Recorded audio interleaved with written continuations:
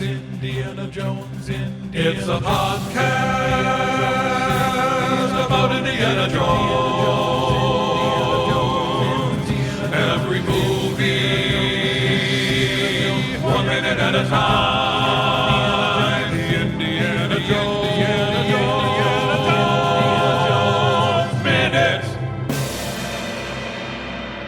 Welcome back to the Indiana Jones Minute, the daily podcast in which we get right to the heart of Indiana Jones and the Temple of Doom, one Henry Stanley reference at a time. I'm Pete Blumburtt. I'm Tom Taylor. I'm Jerry Porter. And today we are joined once again by the illustrious Sean German from 5 Minutes of Mime and the Spinal Tap Minute. Welcome, Sean. Thank you very much, Pete. It's an honor to be here. Woo! Thanks for coming. Thank you. This is awesome. Woo! And we are here today to say woo and to talk about minute 40, which begins with a gorgeous shot of Mr. Round looking out over the palace from his window, and it ends with the British worrying so about their empire. I have, before we get into 40, I'm sorry, but I have to go back to 39 for 1 second because I didn't even notice yesterday that this happened, and I think I'm right about this. I think in 39 is the last time we see Willie's dress from the club, the red dress. Oh, okay. I think that's it. She's been carrying it this entire time, and she changes. You know, she's in a different outfit when we see her next, and I think that that's the last we see of it, maybe. So goodbye, red dress. Wow. Huh. We love you. Wow. Maybe. That's a big moment. It is. Yeah. It is. A moment of silence. Yes. Well, speaking of minute 39, and it's a little bit this minute too, but did we just miss a big, that whole Chattar Lal introduction in Indy? Should there have been something like did you guys smell please sit down before you fall down? It's a bit, basically he's coming out and he's knocking Indy. He says, I don't know where in the world you would be at home. Right. Yeah. I'm in a suit and I'm looking down at you because you're stuffy. Exactly. And I'm wearing my power tie. This is an interesting tie. I did a little research. I thought it was interesting, and Chattar mentions having been at Oxford, and all the Oxford ties I could find, they either had a stripe or they had the crest. But so what Chattar's wearing, it looks like a school tie, but it's got the stripe and the crest. So he's really kind of goes back to the earlier point, or the question of, does he expect Indy? Did he know Indy was coming? And he seems prepared to really put on a show. He's got the tie, he's got the suit, he's got the Maz glasses. He's trying to impress somebody. Do we think he's snotty? Yes. Yeah, okay. Because he throws... I don't know. I like him so far. I do too. I think he's really smooth and kind of genuine. I don't know. He's smooth about it. He is smooth. Yeah. Not snotty? I mean, snot can be smooth. I'm just saying, it is a sit down before you fall down minute. He's kind of... And then he throws out an enchanted... And you're just like, all right. It's a velvet covered fist. I think you're right though, Jerry. There's a little bit of kick behind it.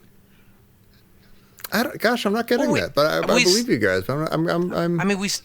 And especially like later on in minute 40, if I can talk about minute 40 for a second. But like at the end of minute 40, like he's sort of in a position, like he's talking to Captain Kubrick actor, and he's saying, you know, you're kind of getting like, oh, I got to deal with the British Empire again, you know, like this kind of thing. So he's sort of in a position of like not being a fist at all. He's sort of, you know, just I read that completely differently. That makes sense. That was pure fist at the end of this one. Yes. I mean, it is, but it's like that he's under the yoke of the British Empire, and he's sort of we're getting way to the end of the minute, but you know he's getting in whatever jibes he can, but he's sort of powerless in that situation. It seems like. Well, I don't know.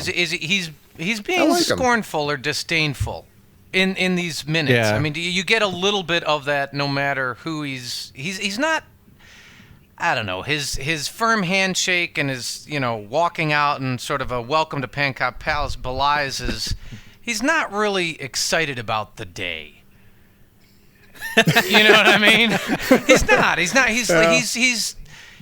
He's put out by all this. And we'll get to that in a little bit. But he's put out by this. He doesn't really seem. Jared doesn't trust suits, I don't think. Well, I definitely don't trust suits, and I definitely don't trust bow ties. Yeah. Right. At least what about Nehru collars? Do you trust those? What about Nehru massages? I trust that. You're gonna cut that out. Tread carefully, counselor. Yeah. Well, question. Oh, go ahead. I was gonna say at the beginning of this minute, we still have the false vampire bats flying around, but now it's dusk, and so I'm thinking they're probably getting ready to go to bed. Yeah, probably. Yeah, yeah, it's nighttime, and that's when the bats go to sleep. And in this movie, they've had a busy day of spreading information about Indiana Jones to the proper authorities. Exactly. They're gonna go to bed.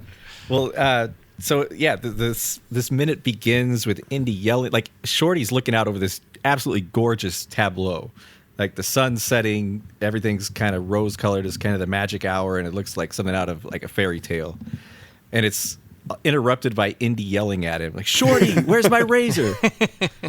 And I just like, because Indy is such a diva. Like, not only did he make Shorty carry all of his belongings, including apparently his outfit that he's going to be putting on, but then he's like yelling at him. He's like, "Where's my razor?" Yeah, like he's really like. It's like, where could Shorty's it be? He's only got one bag. This whole time.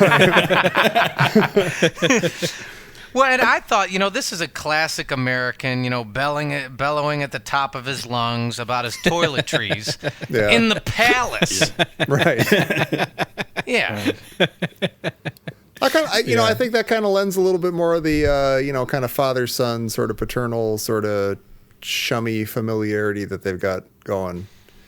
It's like, it's weird. Like I don't know. There's that sense kind of drops in every once in a while, but it's not always there. And I sort of feel like this is one of those times.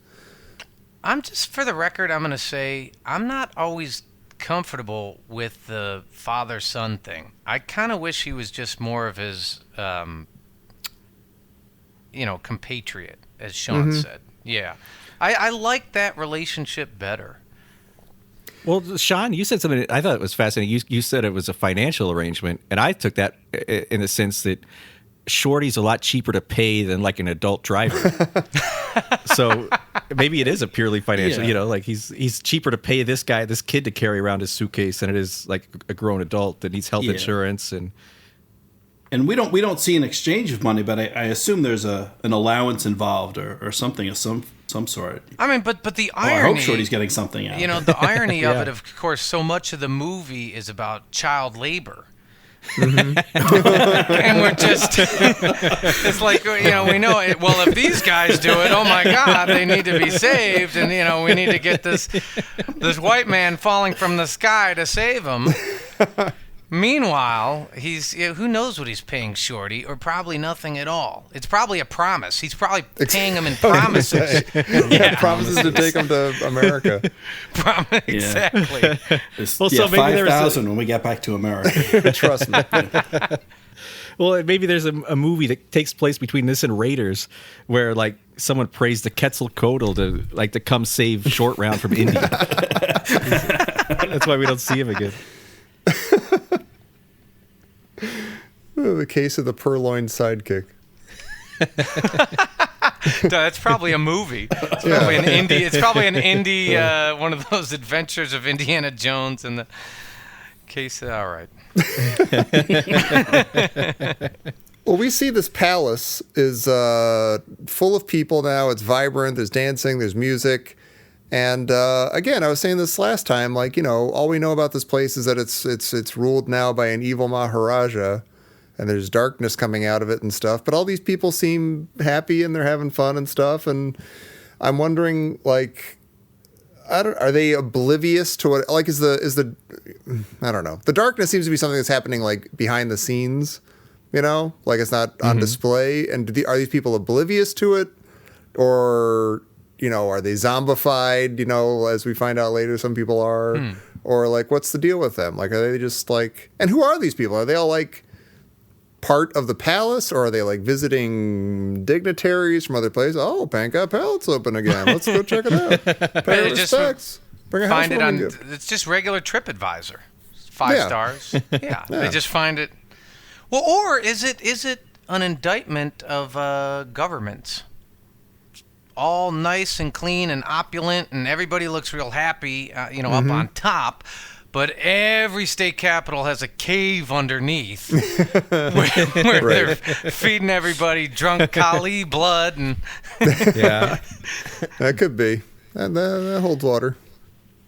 I like you call it TripAdvisor, though, because this would have, like, the reviews would seem the complete backwards to what we're used to. It'd be like 5 stars, lots of bugs. Yeah, delicious bugs. Well, and as you said, Tom, I mean, everybody's wearing, it's light colors. They're all wearing, like, purple. And I would, not even pink, but chartreuse. Mm-hmm. Yeah, and it's like, it's all sort of opulence, and yeah, everybody's happy. And that's a great band. Like, did they hire them, you think, for this evening? Or are they just part of the Pancop Palace? Just like if you own Pancop Palace, it just comes with a band. Yeah, maybe. And is this like an every night thing, or is this like an occasion, or is this like Indy showed up and I don't know, this British captain is there too, but I don't think this is just for the captain, him. the dancers and the music. I don't get the impression that's an every night. You don't think this is Tuesday? No. This is the boss is in from out of town, or the boss is lackey, and we gotta impress him. Yeah, that could be. That makes sense. And he's in like his dress digs. It seems like Blumburtt. Yeah, he's not just like there like with a his field uniform or something. Well, it does have kind of a Jabba's palace feel, like just all these people showing up, and there's something. And see, that's going the on thing. the You whole always time. see like in like anything that takes place in a palace or a whatever castle or Jabba's palace or something like that. There's like stuff going on. There's entertainment. There's people hanging out. There's like food, and like it seems like a constant party. And I wonder if this is part like that or if it is like an occasion. No, it's hard to tell. I really like the band, and I know Sean, you posted a picture on Facebook a day or two ago of this one guy sitting here playing with this grin on his face, and they seem like they're having a great time. Yeah, I love that guy. I noticed him instantly, and I wonder if it's has he noticed that Willie Scott is there, and is he thinking like, oh my God, this is my break. I'm getting out of here. I'm gonna get recognized. I'm found. Willie Scott's gonna put me in her band. I'm in Shanghai.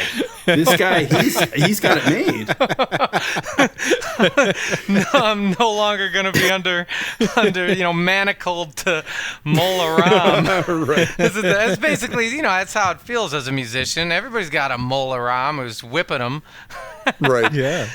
He like meets up with Willie later and gives her his resume, and she's like, "Oh, He's got a headshot. about the club, Obi-Wan." I don't know. What'd you Tries think to of the sneak show? her. He's got a tape, a mixtape. He tries to sneak her. Yeah. Well, what I like is the band actually does one of those give the drummer some. And he goes right into Dad's old-fashioned root beer. It's like, boo, doo, doo, doo, doo, doo, a Dad's old-fashioned root beer. And I'm thinking to myself, like, look, as a drummer, and there's a lot of, as you said, Tom, these people might be TripAdvisor tourists or guests, maybe dignitaries, but it's safe to say that they're not all musicians, at the palace. Not all of them are musicians. So what I like is he chooses a solo that's sort of catchy to the non-drummer. He doesn't get all out and get like crazy, Neil Peart, math, Dream Theater, like I gotta fit my 5/4 in this bar. He just goes right into a great, simple, catchy motif. The Dad's old root beer, everybody likes it. And then what happens next? Now it's time to eat and celebrate. That's what's so important about the drummer. No one ever understands it, though. Keep telling yourself that, Jerry. Well, Sean, So you were talking about. Did you look up what some of these instruments are, or do you know what some of these? I did try to figure it out. So the drums on the left are the tabla, I think. The guy on the right is playing a flute, and I thought it looked like a venu, but we're in northern India. So Pankot is 80 to 100 miles northeast of Delhi. So being in the north, it's probably more likely a bansuri. There's no way this movie would make that kind of mistake, that kind of slip up. It's rock solid. And the guy in the middle, he's playing some stringed instrument. I couldn't quite tell from the angle what he's doing. I think it's a bulbul tarang. Is kind of my best guess on what he's doing. And folks, here's Pete to tell you what I got wrong. How bad did I screw it up? You're like 20%. No, that was perfect. I think that was more than I have. Actually, the only one I actually knew about was the one thing the guy I looked up, the big drum he plays at the end with the boom boom boom boom, like the deep. It's a marindagam, and it's made from a large piece of hollowed out jackfruit wood. Oh, and wow. they cover both sides with goat wood. But you'll like this, Jerry, since the two sides are different sizes, you get both bass and treble from the same drum. Ooh. Oh, which is why that's perfect for Dad's old-fashioned root beer. Yeah. It's perfect. You get the low and you get the high, because if it went bump bump bump bump bump bump, that would suck. But if it goes bump bump bump bump ba ba, there you go. Nobody would want to eat dinner after that. Nobody would want to eat dinner. Well, speaking of And Dad's everybody would old-fashioned blame the root drummer. beer. Oh, sorry. Oh, I was just kidding. Everyone would blame the drummer too. Yeah. Thanks a lot. Jerk.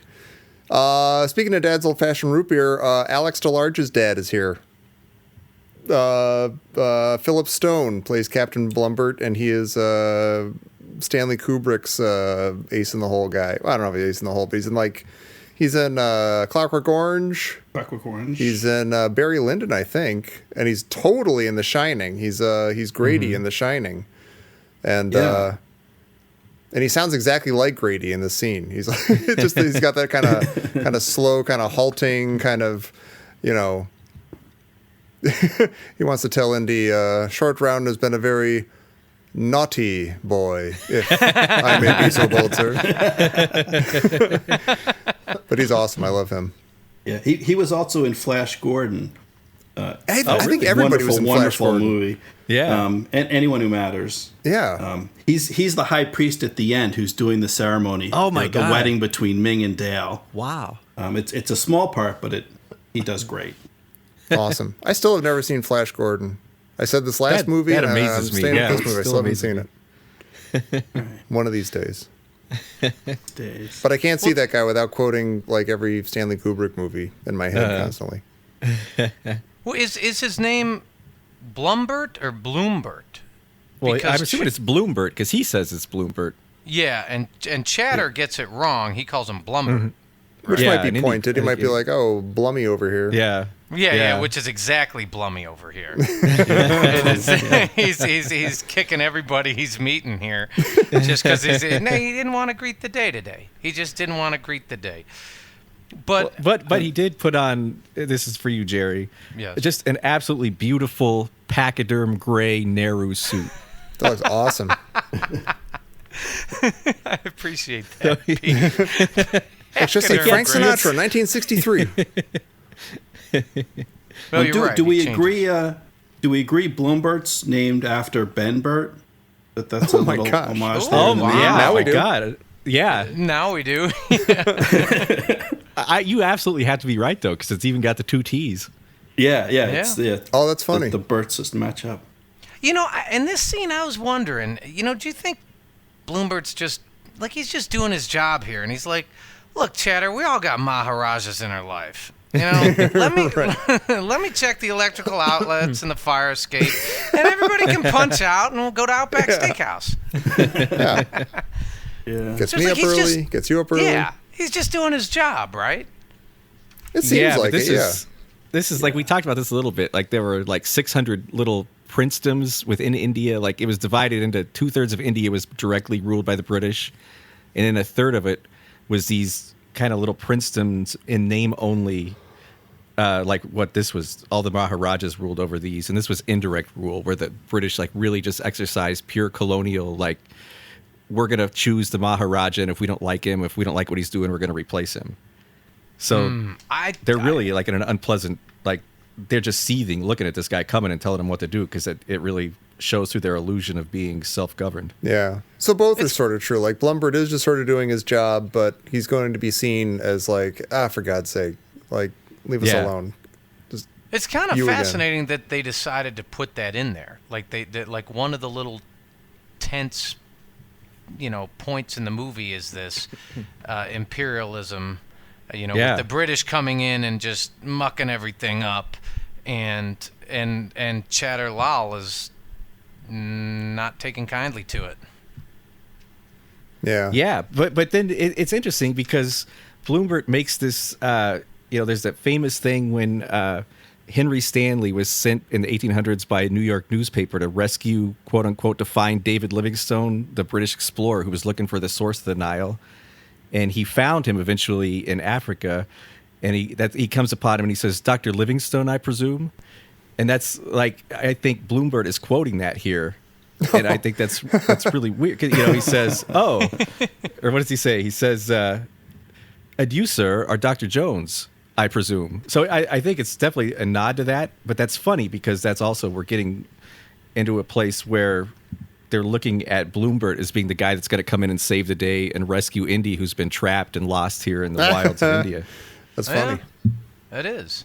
We notice Indy is wearing a bow tie, and which I hate, and he's also wearing collegiate tweed. He is, and he's got the glasses. The glasses have come back. Yeah.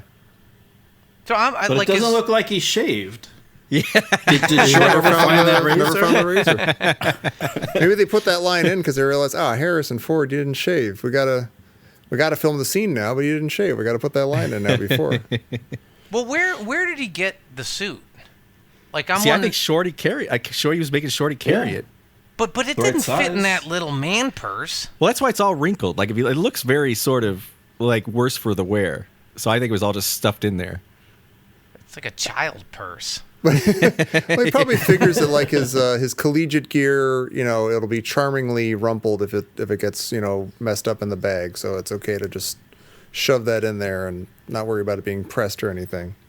See, every single thing that shows up in the movie from now on, or I always think comes from that one line. It stems from the one line in the plane, Loud Chase plane. He says, "Shorty, get our things." Mm-hmm. Yeah. Mm-hmm. And we're like, okay, what are their things? And one of the things is his collegiate tweed. Yeah.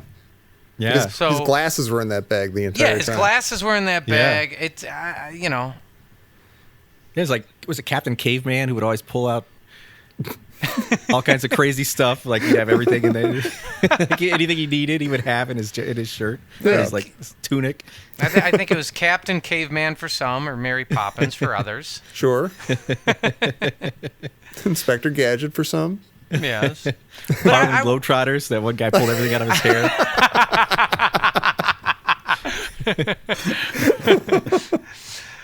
Well, I thought maybe it was like one of those Katanga quarters situations that we talked about in Raiders. Like, if you're staying, at the Maharajas, then there's just this cornucopia of suits to choose from for dinner. Maybe.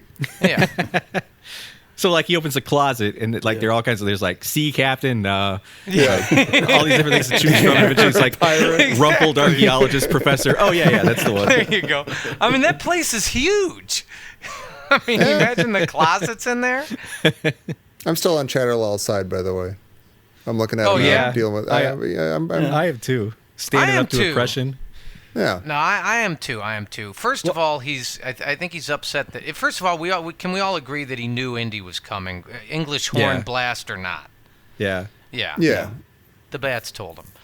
And second of all, he has another unexpected guest, and I don't know. This isn't a good Tuesday.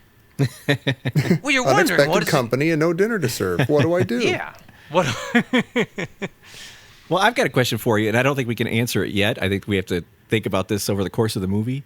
But is this another like tote Colonel Dietrich situation, like who's in charge at the palace? Like is Chattar Lal, or is the Maharaja, or is Mola Ram, or like who's the guy that calls the shots? That's a good question. Yeah, it's an excellent. I mean, because the way you meet Chattar Lal here, at first you think maybe he's Bib Fortuna. Right. But like with a little more clout maybe than Bib Fortuna or something. Yeah, with a little more clout. But yeah, he's on the ground. But then he's the spokesman. He's just the press secretary. He's kind of the face of things, but he's not the real seat of power. Right. A figurehead. You get the prime minister of the palace, or the whatever it is, a satrap. What was it again, Pete? The satrap. Yeah, maybe. I don't actually. Did I hit that? That's like a full court shot. I know. Satrap. Man, between that and walking out of the darkness yesterday, you're on fire, Jared. If this is NBA Jam, you're hitting like 3 after 3. Wait. This just in from Professor Christy Porter. Oh, awesome. Is she listening to us recording and she knows exactly when to send us anything? Yeah, she's right next to me. No, she says that if they have all these unexpected visitors, we're clearly watching Agatha Christie. Oh my God, that's hysterical. I actually think she just wanted to say Christie. Aw. Yeah. Agatha Crisser. Yep, Agatha Crisser. I do like at the end, Chattar Lal, the British worry so about their empire. And I'm thinking, they had good reason. They had like 15 years. That's all they had left. Yeah. Well, that's really interesting that they kind of verbally throw down there. But you know what's fascinating is Blumburtt doesn't pick up on any of that.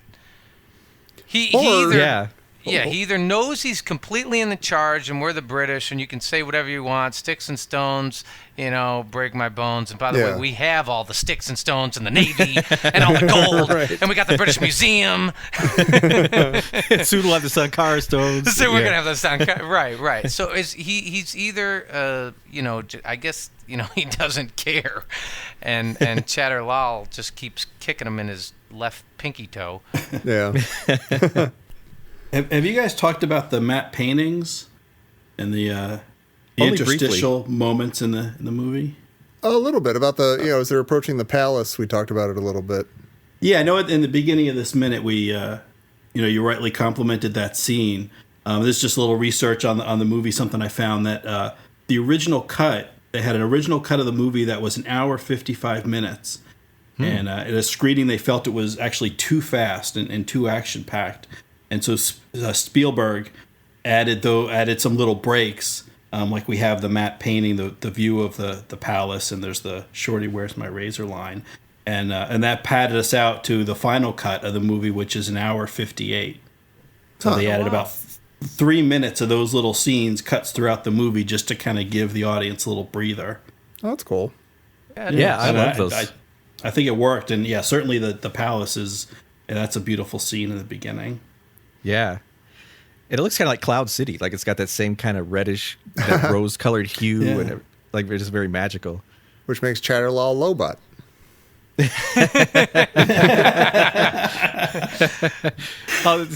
When someone's making a deal to keep the Empire out of there. Right.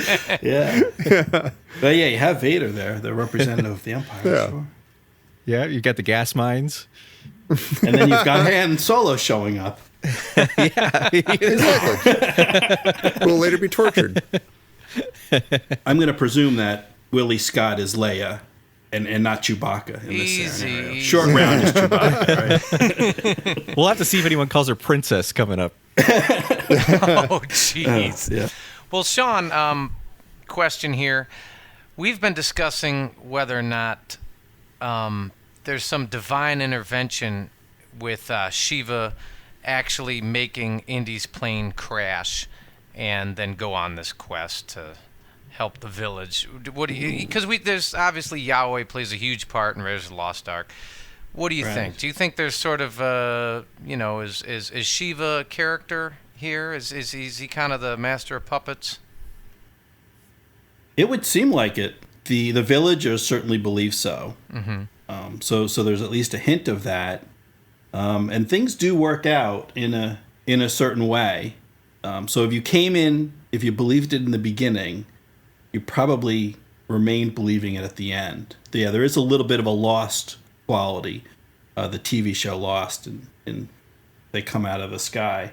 I'll go with it. I'll go with it that Indy's kind of on loan from Yahweh. Yahweh helps a god out. My God, you need an archaeologist. Yahweh will hook you up. He's your god. So sure, I like that. I'll go with that. That's one of the best lines of the whole Indiana Jones minute. Okay, Indy's on loan. Yeah, I like Shiva and Yahweh are sitting around. He's like, okay, you win this hand. I'll let you have him for let's rescue the kids, but then I get him back. It's very Clash of the Titans. It's like they got Indy on a little board, moving him around. Yahweh's got a little Indiana Jones figure. Yeah. All right. Anybody have anything else for minute 40 or minute 39? Last call on 39. Yeah. Well, I have a question. For you guys, Pete, Tom, and Jerry, your impression of the movie up to this point, or roughly 40 minutes in, give or take, do you get the impression at this point, forget the title, because there's a name in the title, so obviously that's what the movie's about. But if you didn't know the title, up to this point, the movie it could be an Indiana Jones movie, it could be a Willie Scott movie. At this point, maybe Indiana Jones is just the vehicle to get her from Shanghai to Pankot. Now she's hooking up with the band. She's got a whole nother thing. They go on tour. It turns into like a concert movie. Willie Scott and the backup. I think from this point on, and certainly at this point, we see it's Indy who's getting introduced to Blumburtt. Kind of gives us a hint what the movie's about. But before that, I feel like the movie could go either way. This could be Willie Scott and, her new Indian band. Who knows? And then she has to say goodbye to Short Round, the son she never had, who she's finally just bonding with. And she has to decide between her career or family. Yeah. Well, maybe that's the end of Act 1, is they there's a little breakup there. Yeah. Maybe Short sticks with Willie. He can't say goodbye to her after he's had to say goodbye to his elephant.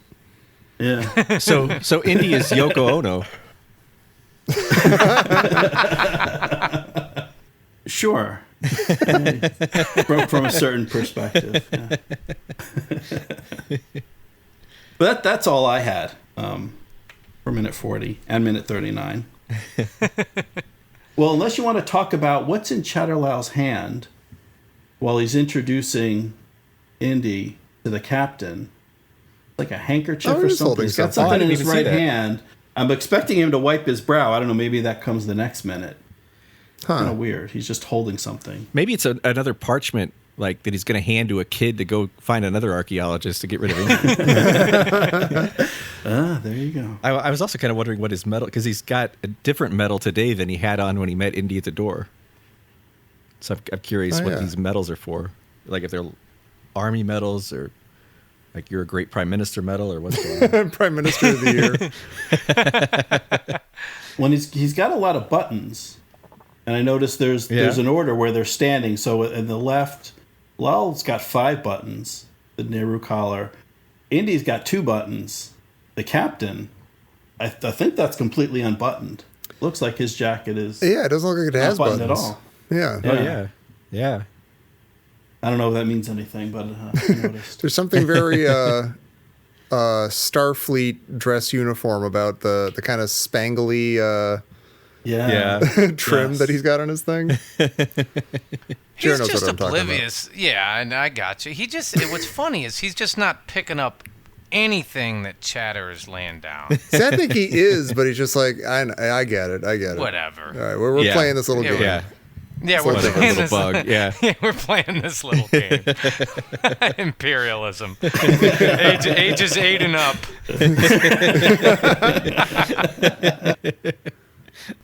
All right. Well, Yeah, this was great. And Sean, if people enjoyed you on here, or people are giant fans of mime, or they want to find like a story maybe a little bit similar to the Willie Scott story and wanted to follow along with another sort of mockumentary about some great musicians, where else could they find you?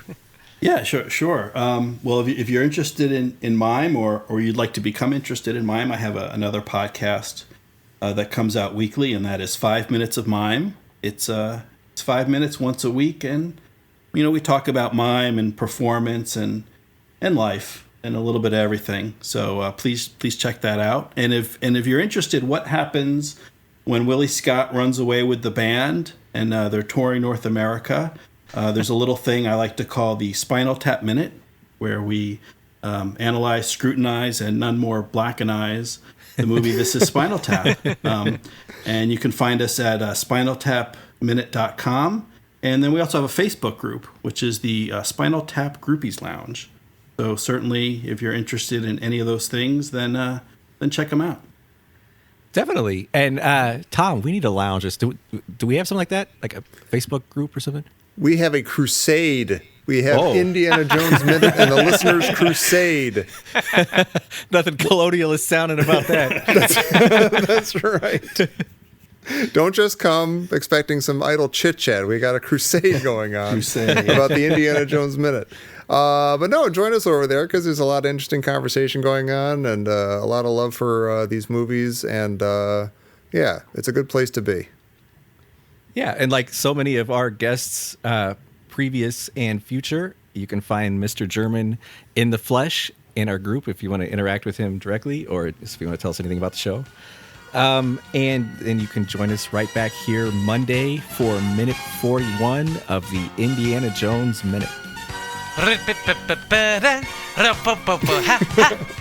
It's catchy.